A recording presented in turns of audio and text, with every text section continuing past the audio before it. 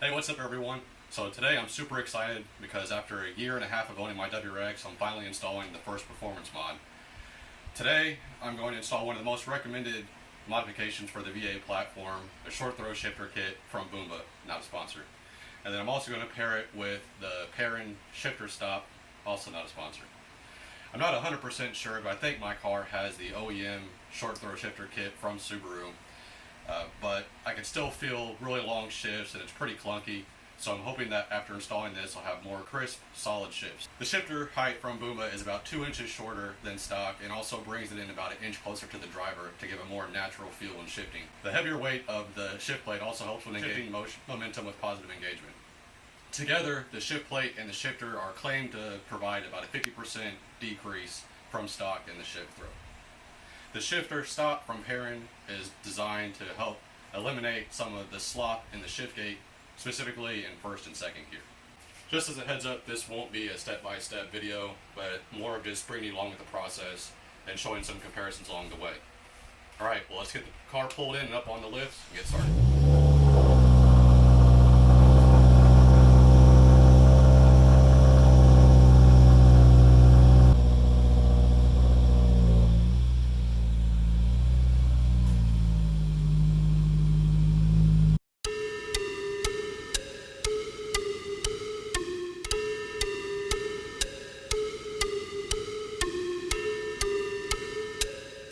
First up, I'm going to start underneath the car and install the shifter plate.